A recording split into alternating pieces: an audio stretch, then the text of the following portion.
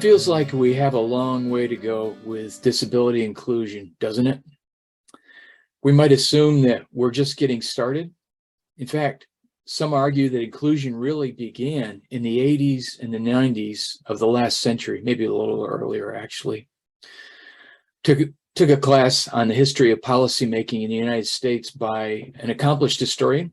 It was very well done. It identified the Civil War as the beginning of the organized and widespread disability policymaking in this country. This got me wondering about the origins of advocacy. Let's just ask the question, what are the footprints of inclusion that we tend to follow? In Simone Weil's book, Roots, the inspiration for the Citizen Network series, the author inquired about the beginnings of citizenship found in the past. As a linguist in ancient languages, I wondered if we couldn't respond to her query, at least partially, maybe provisionally, in the oldest known human writings. I hope that today's presentation makes some progress in answering the question, what are the roots of our advocacy? It's just an honest question. A quick note about the presentation. We'll try to use 3 disability conventions for communication. A written out text. Most of what I say will be the presentation itself. I'm not going to add a lot of detail. So secondly, a large bold lettering I'll use throughout, and then finally plain English. The written out text is for a hearing impaired. The large and bold print is for the sight impaired, and plain English is for the cognitively impaired. No one should get left behind, even in our presentations. Well, the roots of our advocacy.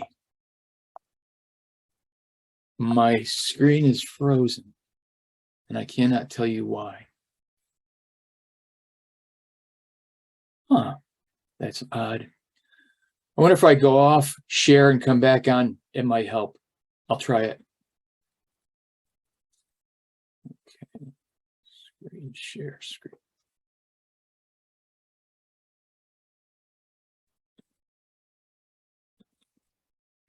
And while David is doing that, yes, there we go. Jonathan, is the CC turned on for us? I'm just looking for it. I don't know that it is, and I don't. I'll search away, and if I can, I will definitely turn it on. Very good. My apologies for the first technological glitch of the morning.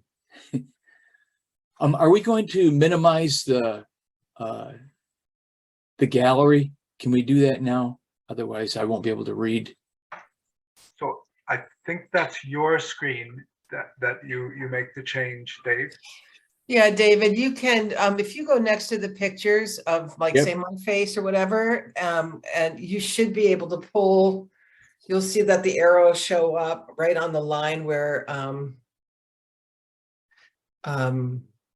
if you come close to somebody's face, right, the Yep. picture, and there'll be a left to right arrow, and you can just pull that over or minimize it up in the view. That's what I did. Yeah, I got it. Thank you, Carol. you betcha. So, Simone Weil, in her posthumous study, Roots, Simone Weil said, this is a showstopper for me. The future brings us nothing, gives us nothing. It is we who, in order to build it, have to give it everything, our very life. But to be able to give, one has to possess, and we possess no other life, no other living sap, after all, we're roots. Then the treasures start up from the past and digested, assimilated, and created afresh by us. Of all the human soul's needs, none is more vital than this one of the past. Oh, I froze again. I have to keep going. That's my problem. So, share screen.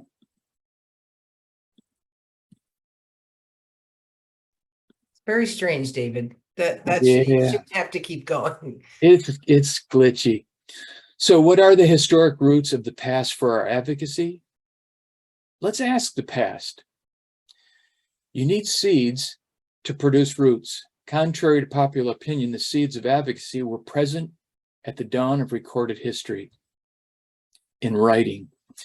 These tablets are from a place called Kish. They date to around 3500 before the Common Era. They mark the transition between pictographic writing. You can see some of the pictures. You can recognize a hand and a foot. Those probably have something to do with making or walking. And they mark the transition to more stylized text.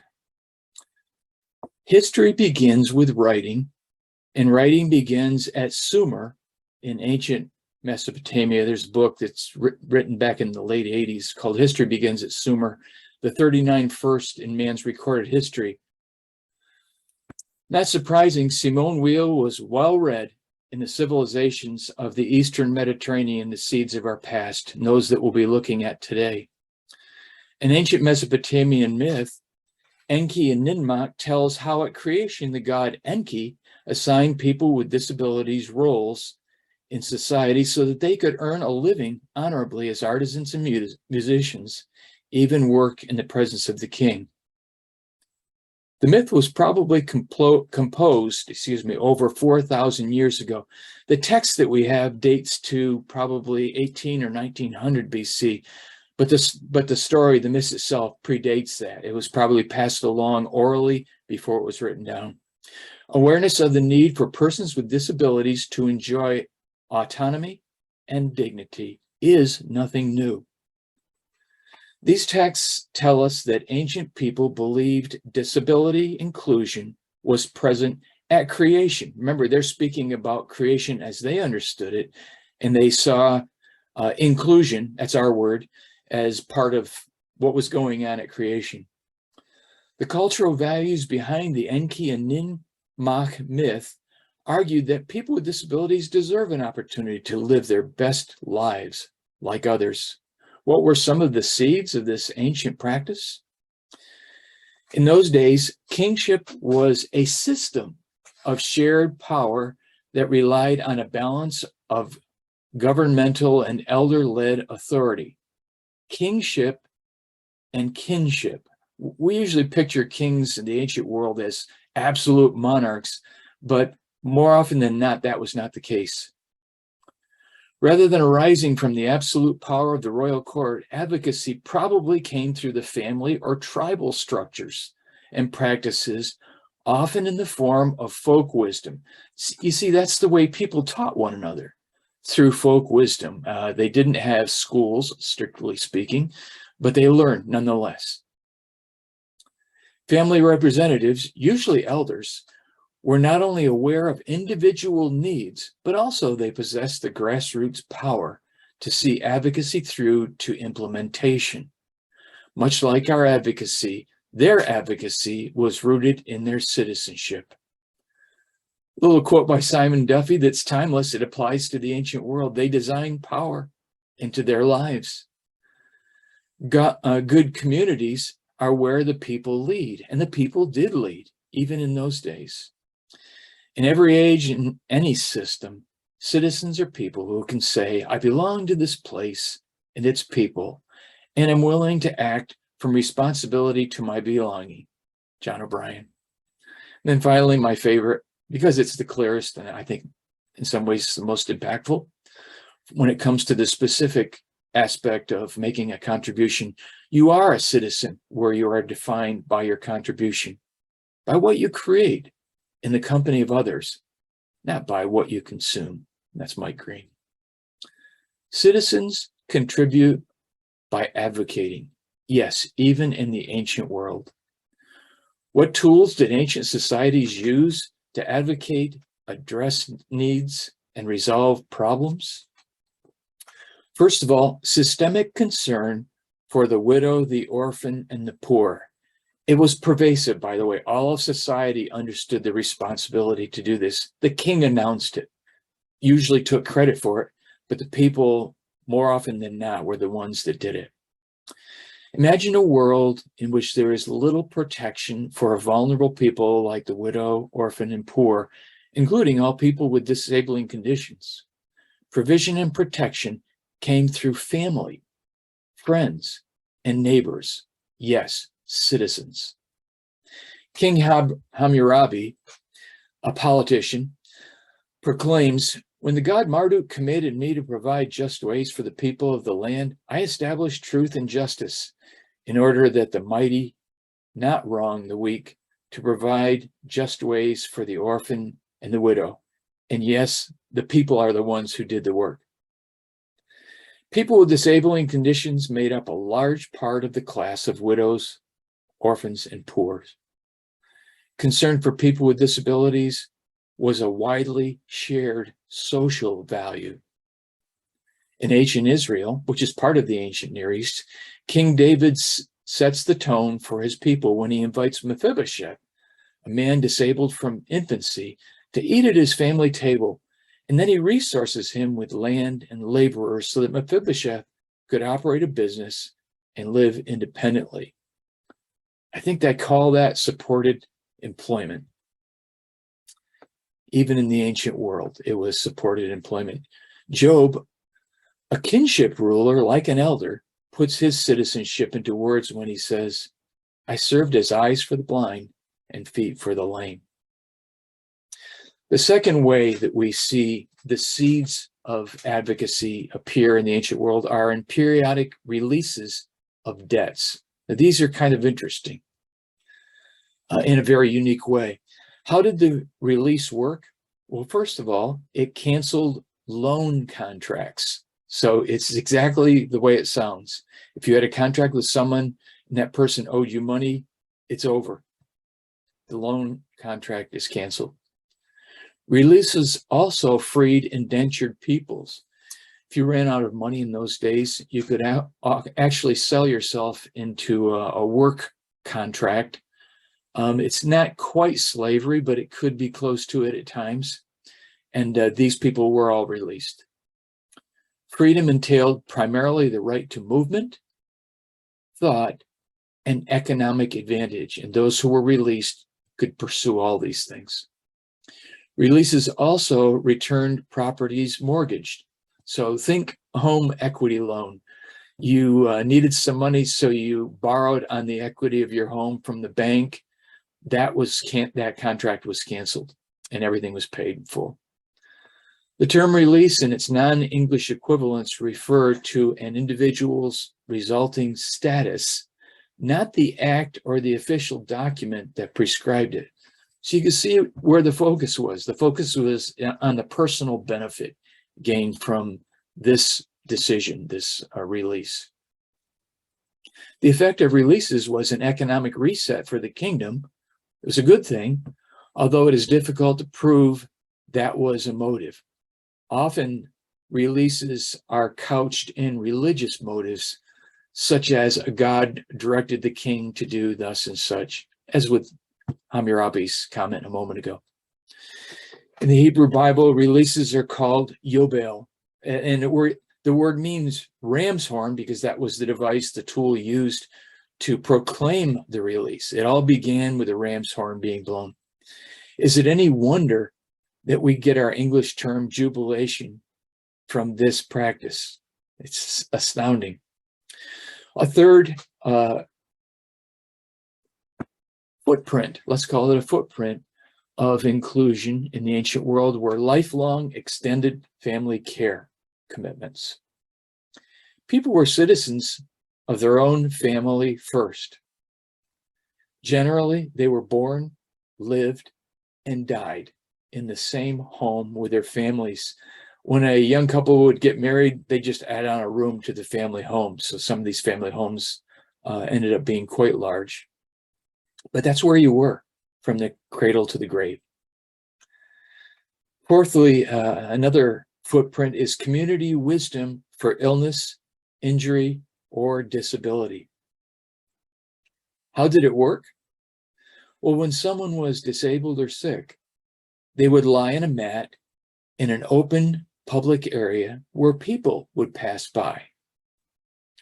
As citizens walked by, they made suggestions for treatment to offer care to the disabled or sick person based on their own experience and what they had learned. Concerned fellow citizens commonly prescribed remedies In rituals, that is, religious rituals, in this community practice, the public shared in the experience of the sick or disabled person. The extent and variety of empathetic prescriptions they received from family and community might be hard for us to imagine in our individualistic and independent way of thinking. The fifth footprint, direct appeal to the king himself. You could actually do this. The king was more accessible than we might imagine the king to be, or to have been. Some people were allowed to send letters about their needs to the king asking for help. So these letters were like a portal. You would have to find a scribe because the average person didn't know how to write. But if you were able to find a scribe who would write the letter for you, and the scribe often delivered the letter himself to the king, you had a reasonable expectation for assistance or help. You could write a letter, or they could speak to the king at the city gate, where he would go and listen to the cases of the widow, the orphan, and the poor, or on the road while he was traveling, as kings were often inclined to do. They would travel from city to city within their kingdom to ensure people that they were watchful and they were taking care of things. But we have some words that were derived from this approaching the king as he was traveling. First one is a Hebrew word, Hoshiana. And the second word you might recognize for its religious significance, Hosanna. Both mean, deliver me, please. They're a cry for help. And you could actually approach the king directly in this way. The sixth footprint, and there are many more. I've just included six that I thought might be helpful for you to understand. Widespread social reforms in societies. They often entailed, and I'll add the word significant, tax reduction. In one site that I've studied, there were 4 different taxes that I'm aware of. They were heavily taxed. But with a social reform of the magnitude of an entire kingdom, it would often create a whole different world for people, particularly those in need. Reforms could entail a call for complete systemic change in ancient societies. And that's the way they record these. They may be political propaganda in some places, but you can see the ideal or the value of social reform is there from the earliest period. In short, there are many markers for advocacy in early forms of democracy where governance was shared between kingship and kinship. And kinship meant family and tribal elders typically. Let's consider the ancient services available to people with disabilities received through the person-centered planning in the community that I've been describing. So what did we just look at? What are those things that we looked at? How well do they cover the needs of people? I say they cover them quite well. First of all, there's fulfilling employment, even in the king's court. Again, could have been a propaganda piece, but there was the desire for that, and a virtuous king would see that it happened. Loans were erased. Debt was erased. Personal indenture was canceled. So people that lived in servant-like relationships were set free to pursue their own dreams. Real property, which was in those days more of a food source than it was a real estate holding. If you owned property, you could grow food, you could take care of your family and share with others. Well, real property was returned in the releases, as we've described already. Cradle to the grave, personal family care. Now imagine this, your family would take care of you from the day you were born to the day that you died. Community wisdom for treatment, like we heard about. Complete systemic reform, where taxes were reduced, particularly on those with the greatest need. And I'll add to this education, because in those days, education wasn't school driven. It was community instruction driven. And it was oral in nature. It wasn't written down because many people were not literate. It was practical, and it led to a community level as opposed to a university level, but it was what people needed to survive and to provide for themselves and others.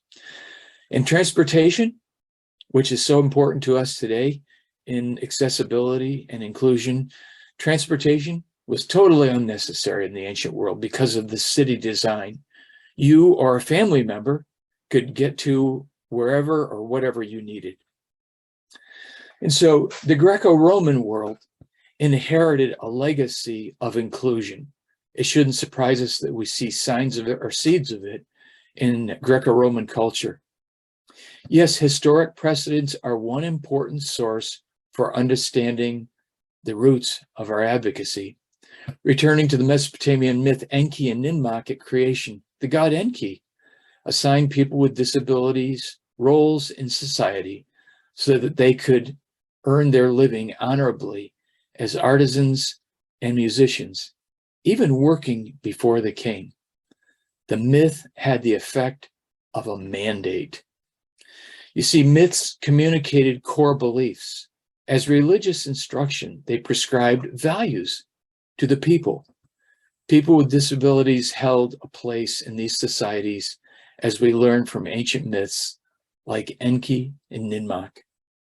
Ancient texts prescribed social support leading to change. Simone Weil identifies these values as either good for the soul or damaging for the soul. I don't know about you, but they sound pretty good to the soul for me, from the ancient world to me. Returning to Weil's statement about our roots found in the rich soil of human history, our living sap, we possess no other life, no other living sap than the treasures stored up from the past and digested, assimilated, and created afresh by us. Of all the human soul's needs, none is more important, more vital than this one of the past. Thank you for your attention.